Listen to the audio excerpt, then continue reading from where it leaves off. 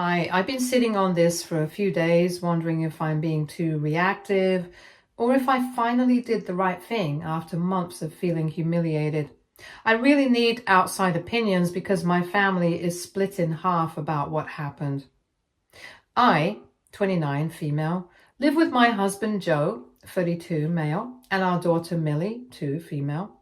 For the most part, things in our life are good. Joe is supportive, Millie's a happy little ball of energy, and our home is peaceful. But recently that peace has been getting chipped away by someone I used to be close to, my brother-in-law, AJ, 35, male.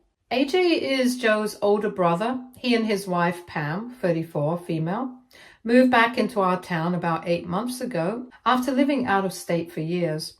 They have a 1-year-old son, and we were honestly thrilled at first. Joe was excited to be closer to his brother again, and I looked forward to Millie growing up with her cousin. We started seeing them often, family dinners, birthdays, Sunday barbecues. I genuinely liked Pam and thought we were building a good relationship. Then it started. It was small at first. At a family dinner hosted by my mother-in-law, I was in the guest room changing Millie's diaper when AJ suddenly opened the door without knocking. I was in leggings and a sports bra, not totally exposed, but not dressed either. He laughed and said, "Oops, didn't know you were in here," and closed the door. I brushed it off. These things happen, right? But then 2 weeks later, he did it again. This time, it was at my house. We were hosting a little brunch and I'd gone upstairs to change out of a milk-stained shirt. As I was taking it off, the door opened and there he was. I yelped and pulled the shirt over myself while he laughed again, saying something like, "Whoa, bad timing," before closing the door. Joe was furious when I told him. He called AJ and told him to knock it off and that this kind of thing was not funny. AJ just said I was too uptight and that it was clearly an accident. I wanted to believe it. I didn't want to create drama between brothers, but it happened again and again. Over the next couple of months, it became almost predictable. Every time AJ came over, he would find a reason to wander around the upstairs area, open doors without knocking, or come into private areas of the house uninvited. He would always laugh it off like it was a joke. One time I was bent over in front of the dryer wearing a nightshirt and shorts, and I turned around to find him watching from the hallway. He smiled and said, "Just looking for the bathroom," even though he knew exactly where it was. At this point, I was incredibly uncomfortable around him. I began locking the doors when I changed, double checking everything and avoiding being alone in a room when he was visiting. Joe told him again that his behavior was out of line, but AJ kept acting like I was just imagining things or taking it too seriously. Pam did not say anything. She either did not know or did not want to get involved. The tipping point came last weekend. We had a small family gathering at our place. Nothing fancy, just Joe, Millie, AJ, Pam and their baby, and Joe's parents. We set up our living room with toys and had the nursery camera running in case Millie or her cousin wandered upstairs. The camera's pretty basic, baby monitor with recording capability. It was positioned to catch the hallway outside the nursery and our bedroom door. It was mostly just for safety and peace of mind. Later that evening, I realized I could not find a pair of earrings I'd taken off earlier in the day. I checked the camera footage just in case I left them near the nursery, and what I saw instead made my stomach turn. There was a clip, clear as day, of AJ slowly creeping up the stairs while everyone else was downstairs. He tiptoed into the hallway, looked around, opened our bedroom door. I was inside changing. The camera did not show inside the room itself, but it caught the door opening, and my startled reaction as I rushed to cover myself could be heard. Then AJ closed the door, smirking, and walked away. It was not a mistake. It was not a joke. It was deliberate. I showed the clip to Joe first. He was furious. I told him I didn't want this swept under the rug again. I did not want to be the one who was expected to keep the peace. I had been made to feel ridiculous and paranoid for months, and now I had proof. so I made the decision. The next evening, we were all at Joe's parents' house for dinner. Everyone was there: AJ, Pam, Joe's parents, a few cousins. After dinner, I asked if I could show everyone something. I hooked up the baby monitor footage to the living room TV and played the clip. The room went silent, dead silent. AJ tried to say he thought the room was empty. Joe cut him off immediately. "Why were you creeping up the stairs during dinner? Why didn't you knock?" he demanded. Pam was visibly shaking. She looked like the ground had dropped beneath her. She quietly asked AJ if this had happened before, and I calmly said yes. I recounted the other times. I didn't exaggerate. I just stated the facts, his pattern, his behavior, his jokes. Pam grabbed her baby and left without another word. That should have been the end of it, but of course it was not. The next day, my mother-in-law called me crying, saying she could not believe I would humiliate AJ like that in front of the whole family. She said I should have come to her privately and handled it more delicately. She accused me of blowing things out of proportion and warned that I was destroying the family. Apparently, Pam went to stay with her sister and hasn't spoken to AJ since. She's considering a separation. Then AJ texted me. He said I had made him look like a predator, and that if I had a problem, I should have just talked to him, as if I had not already more than once. Even a few cousins messaged me to say I should have protected Pam's feelings instead of throwing it all out there in public. One even told me I probably liked the attention and read into it too much. But Joe, he is on my side completely. He told his mother that AJ's behavior was disgusting and that I had every right to protect myself. He said he would never let someone violate my privacy like that again, family or not. He also told AJ to stay away from our home and that if he ever tried anything like this again, we'd go to the police. Despite all this support from Joe, I still feel this strange sense of guilt. I did not want Pam to get hurt. I did not want the whole family to fall apart. I just wanted someone to believe me. I wanted someone to see what I've been seeing all along. Now everyone knows the truth, and yet somehow I am the one being blamed for ruining everything. So I'm asking, aita for exposing my brother-in-law's creepy behavior to the entire family instead of handling it privately, even if it might lead to the end of his marriage? Update 1. Hey, I'm back with an update. After the last blow-up, where I showed everyone the footage of AJ creeping into our bedroom while I was changing, his wife Pam took their baby and left. My mother-in-law blamed me for humiliating AJ in front of everyone. A bunch of cousins said I could have handled it privately, but Joe and I stood firm. We knew this was not some innocent accident. It was a pattern. And I finally had the proof.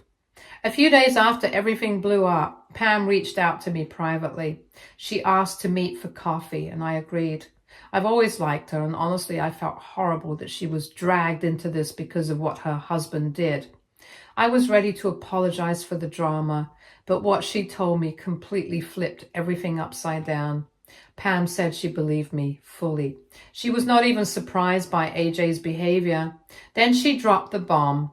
She had found some disturbing things on his old iPad that had been left at her sister's place. Hidden in a folder were photos and videos of other women, some clearly taken in public without their consent.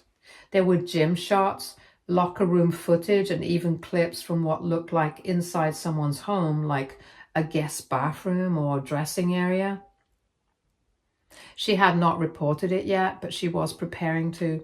She showed me a copy of what she saved. It made my skin crawl. One woman in the video looked like she was maybe just 18 or 19. Pam said she thought he had changed after becoming a dad, but now she realized this was not new.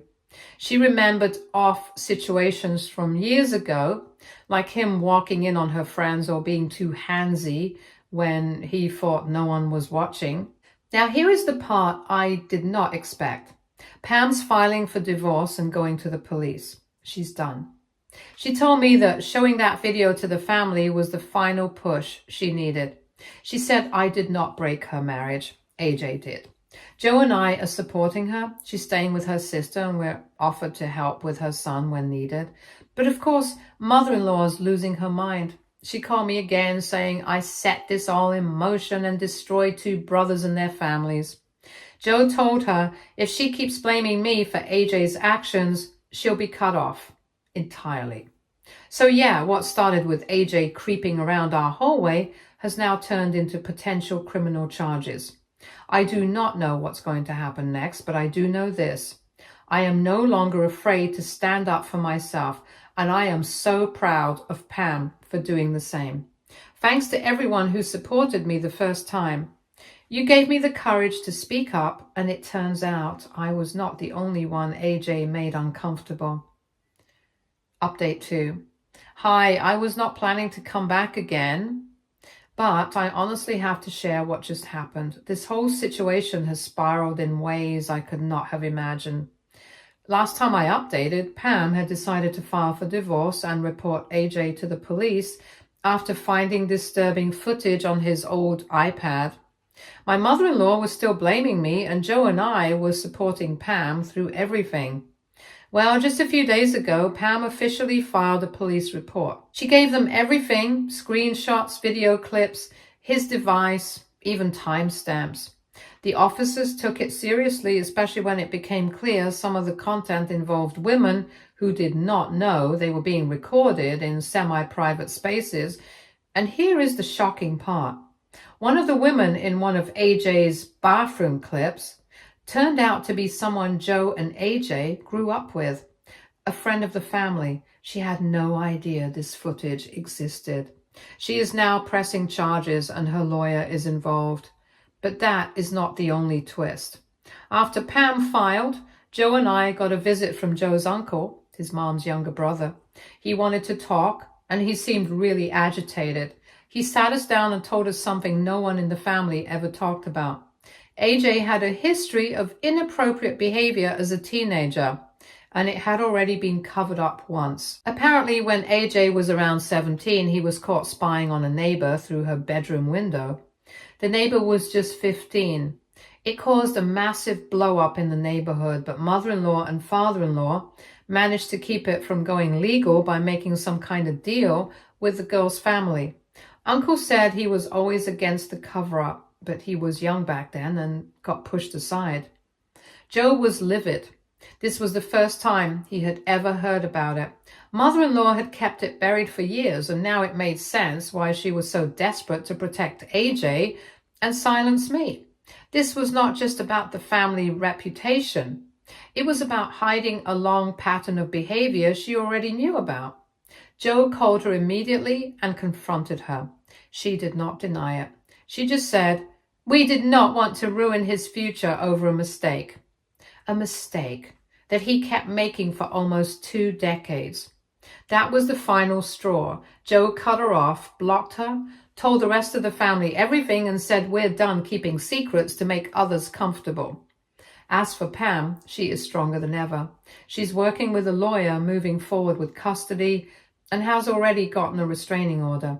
She and I talk daily now, and we're planning a weekend away with our kids just to breathe and feel normal again.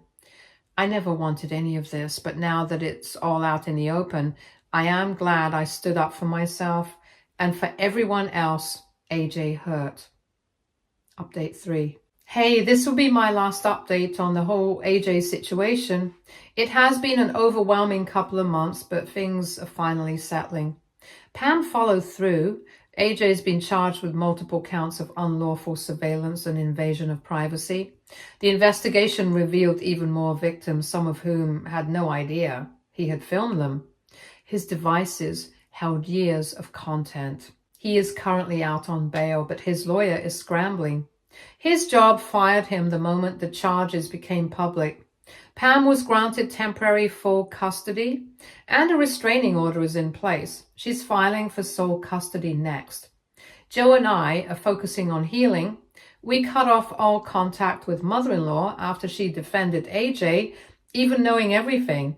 She is still insisting we overreacted and that family sticks together, but we're done with that toxic mindset. Protecting a predator is not loyalty, It's complicity. The biggest twist in all of this, I don't feel scared anymore. I walk around my home freely. I changed without double checking the lock. I sleep better at night knowing AJ can't creep around our house pretending it's a joke. And Pam, she is blooming. It's like she's finally breathing for the first time in years. Story 2. Looking back, I think the scariest part was how normal it all seemed. Nothing about Maya screamed danger. Nothing warned me that one day I'd be sitting in a hospital waiting room, replaying every laugh, every kiss, every carefully planned moment she created, realizing just how much of it had been staged. Maybe telling my story here will finally take me out of shock. I met Maya through mutual friends. She was the type of woman people noticed when she walked into a room.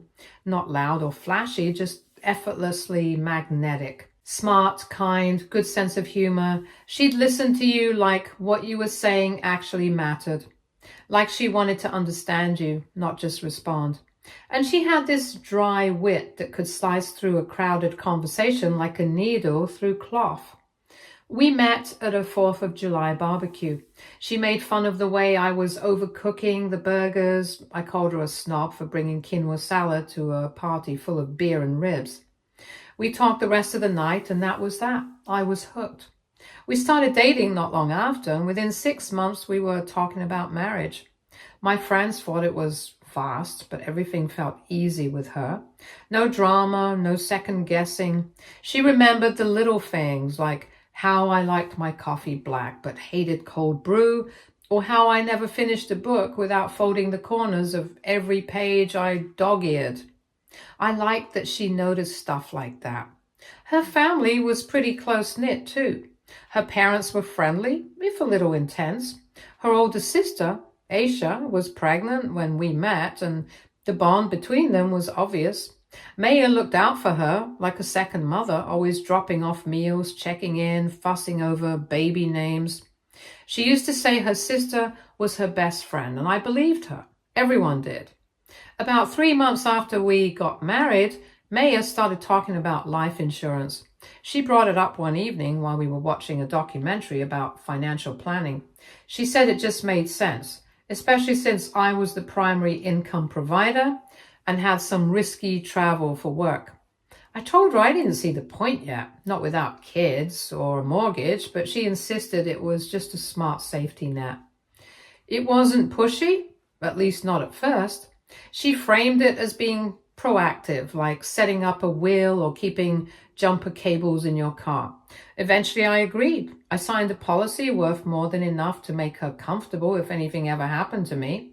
She made a big deal about it that night, ordered pizza from my favorite place, brought out a bottle of whiskey I'd been saving, said she felt safer knowing we were planning ahead. At the time, it felt like love, but now I keep wondering if that night was a celebration or relief. There were tiny moments here and there that should have made me pause, like how she always insisted on pouring my drinks at parties, saying I used too much ice or that I didn't mix things right, or how she always made my plate before I could grab my own food. I used to think it was sweet, thought she just liked taking care of me.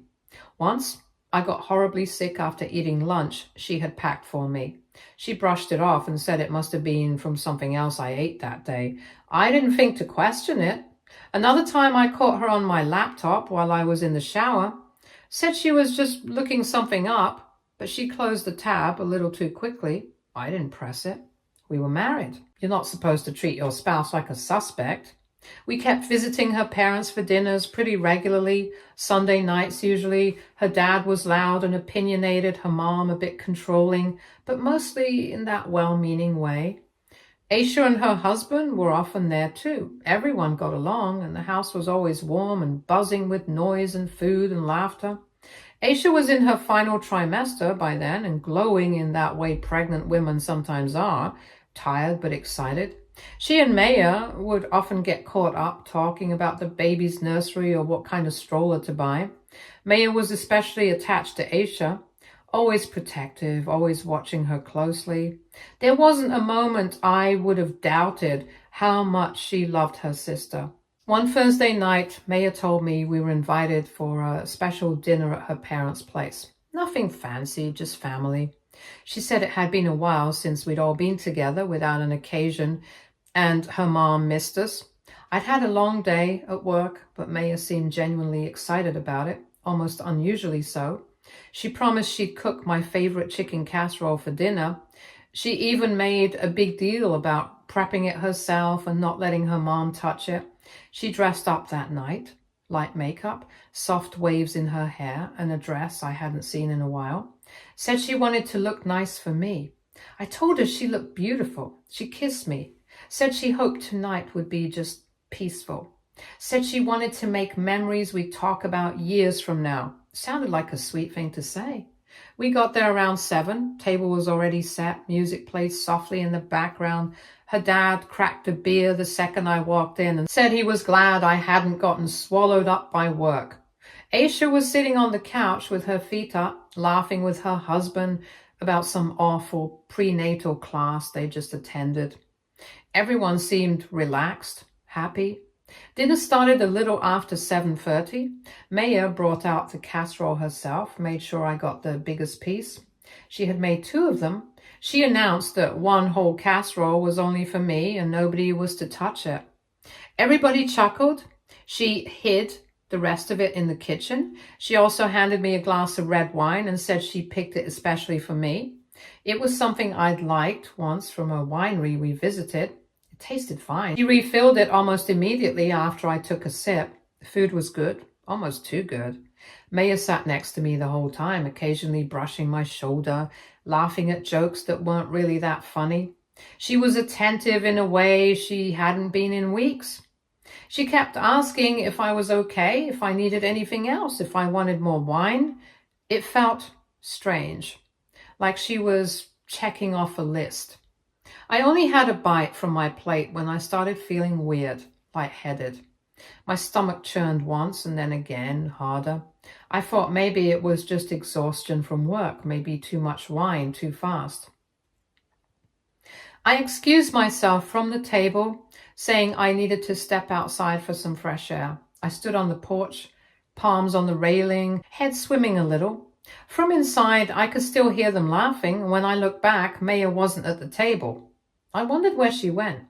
And then through the window, I saw Aisha lean forward and slide my plate toward herself with a grin. She joked that if I wasn't going to eat it, she would. Everyone laughed. Within 20 minutes, everything started falling apart. The laughter inside didn't last long. I was still standing on the porch when I heard the first crash. Silverware clattering against a plate, followed by a sharp gasp. At first I thought someone had just dropped something, but then the panic set in. Someone shouted Aisha's name. Her husband's voice cracked as he called for help. I rushed back in and saw her slumped sideways in her chair, her face pale, lips slightly parted. One of her hands was gripping the edge of the table like she was trying to steady herself, but the rest of her body was giving out fast. Maya came running in. She was already by her side, screaming for someone to call 911. Aisha's mom froze in place, her mouth open but no sound coming out. Her dad, usually the loudest one in the room, stumbled backwards, staring like he couldn't process what he was seeing. Aisha's husband was trying to keep her upright, but she was barely conscious by then. Her eyes rolled back and a trail of spit slipped from the corner of her mouth.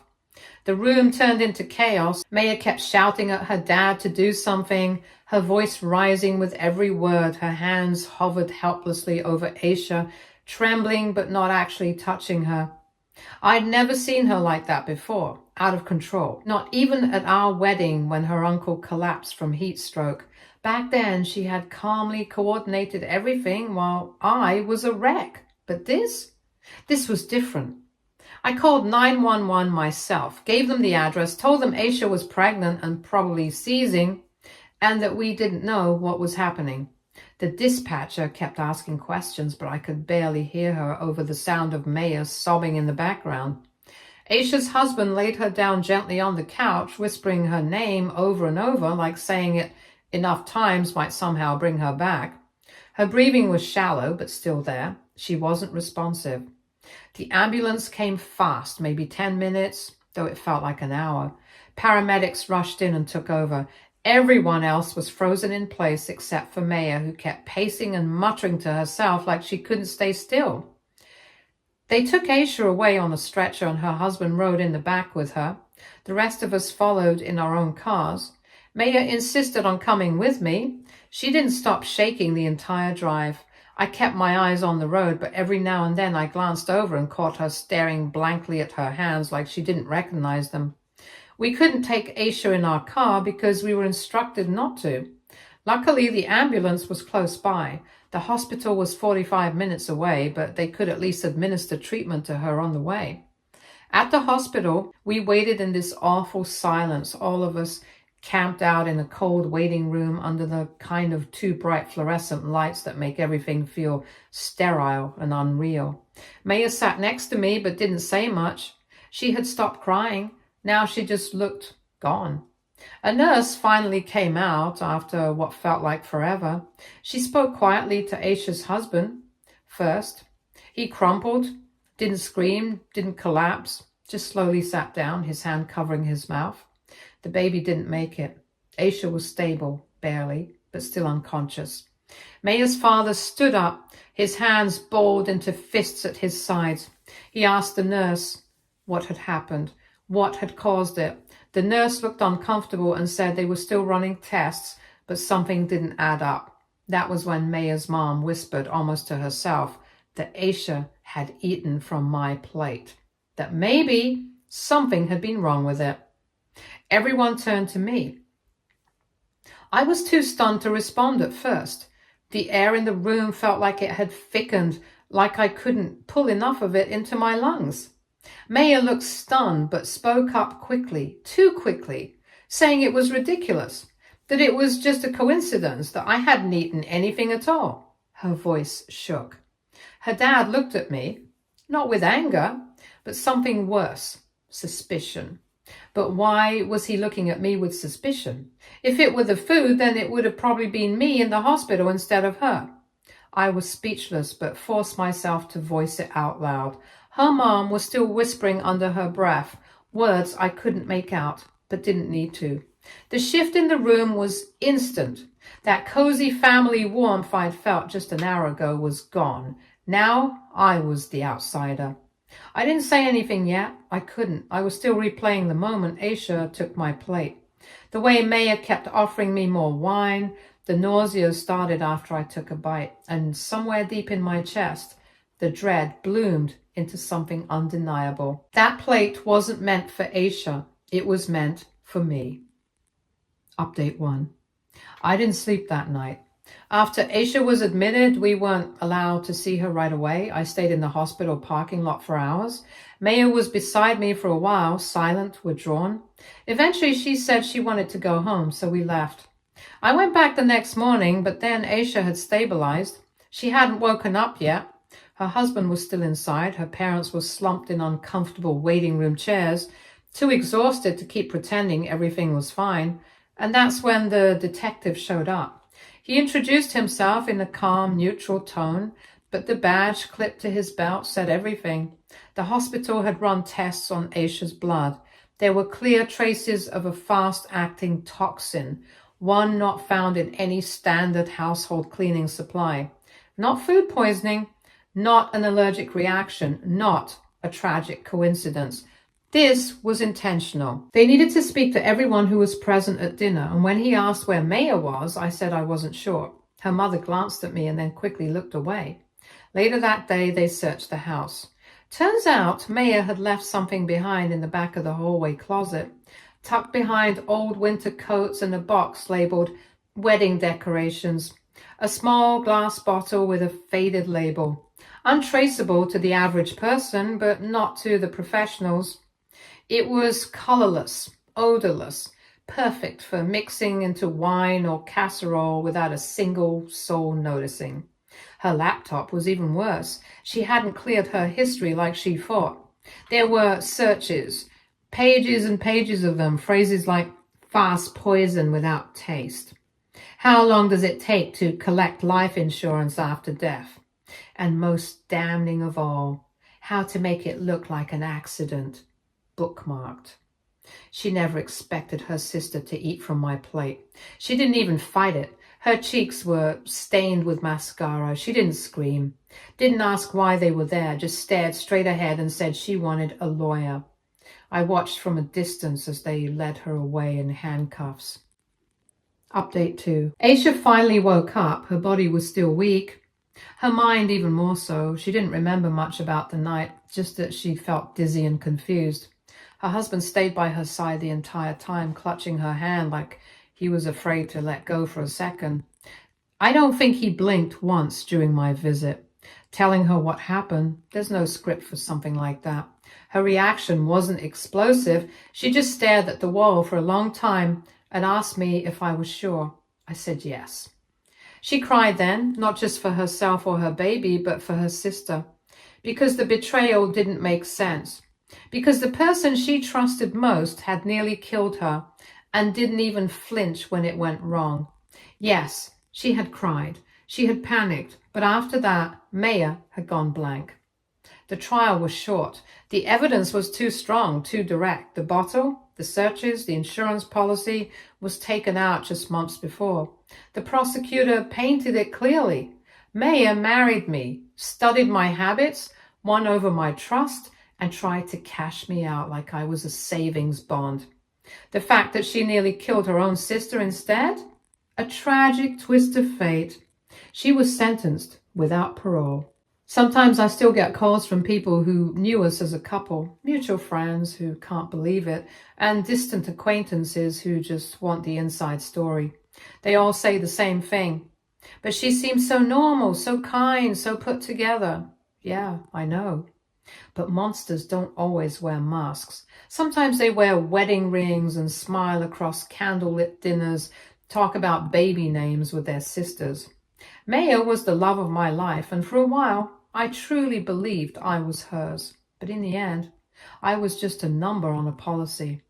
And her greed cost her everything, including the one person she actually loved.